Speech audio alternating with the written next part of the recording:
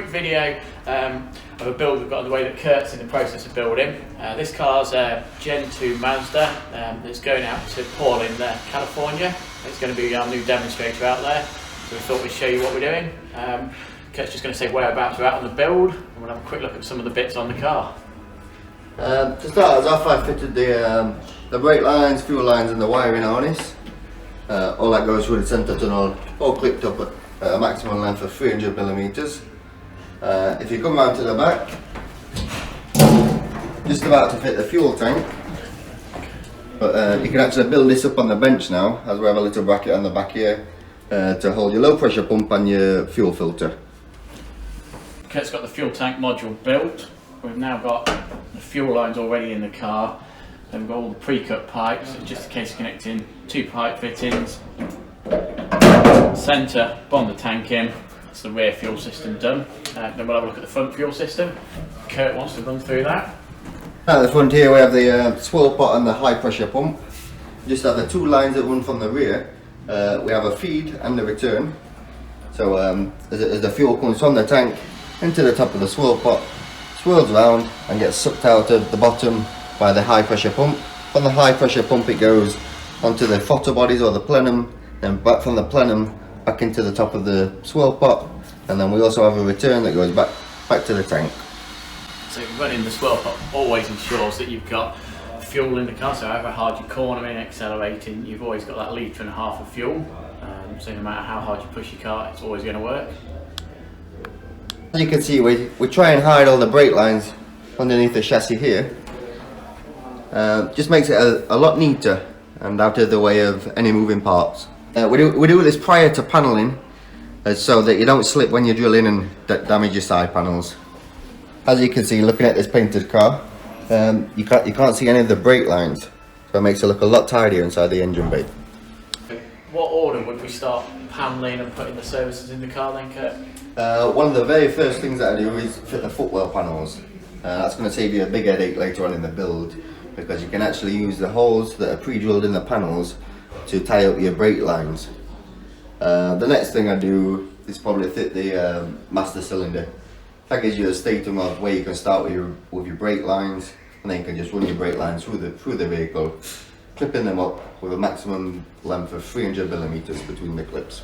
Yeah, that's an IVA requirement, so never exceed your 300mm. Generally we'd go measure a distance, divide it nice and equal so they look equally spaced, which looks a lot sharper and neater. Once the brake lines are in, I suppose next is the wiring loom. Yes, the wiring loom, we'll run it down the opposite side to the brake lines. Run it through the centre tunnel as well as the fuel lines. It's also a good time to do this right now. If you just push the little grommets in through the holes pre-built on the chassis, and then feed your nylon fuel line through, and then you can tie up with your wiring loom and put a couple of cradles in.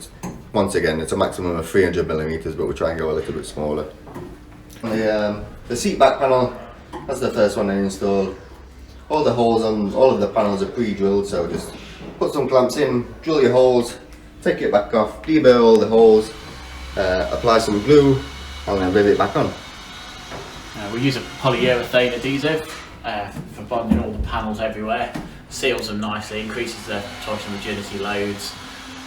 Takes about a week to get off your hands, generally.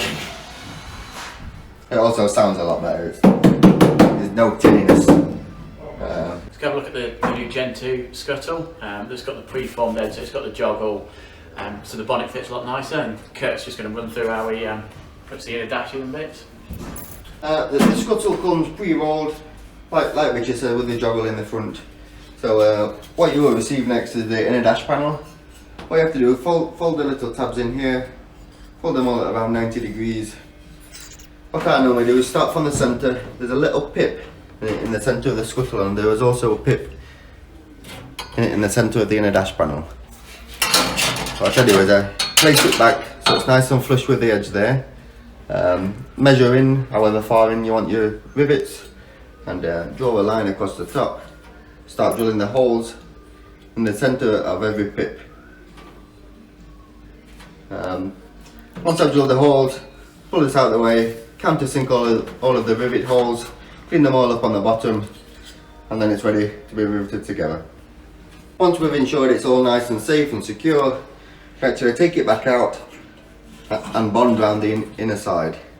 Same as once the firewall covers on, we bond around the inside of that as well. Makes it a lot more rigid and get no squeaks or rattles. Also, another tip, once it's all glued in, the little pips on the bottom side of the rivets, you can either flat them back with a little grinder and a flapping disc or with a file. Just makes the rubber that goes on after fit a lot nicer. And we'll follow this build over the next few days until it's ready to go to America.